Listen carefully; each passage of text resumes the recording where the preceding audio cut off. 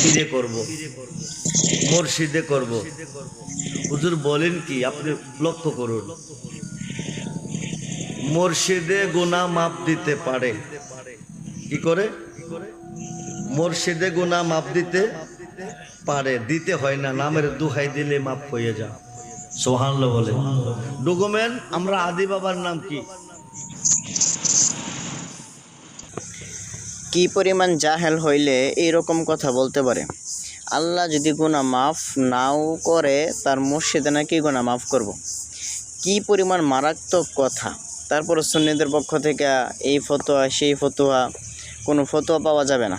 যখন কওমি গণনা কোনো ব্যক্তি একটা সামান্য পরিমাণ ভুলবশত কোনো কথা বলে, ওইটা নিয়ে এত পরিমাণ কাফেরের দালাদালি, কাফেরের বাক্স বা বিভিন্ন কিছু খৈলা নিয়ে বসে থাকে।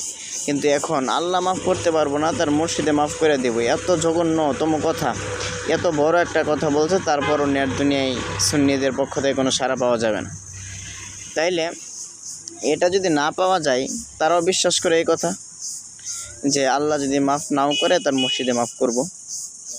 এর ব্যাপারে আসলে কি বলবো জানি না, কি বললে এটার উচিত জবাব হবে জানি না। আপনারাই কি বলা যায় এরকম কিছু বইলা দিয়েন।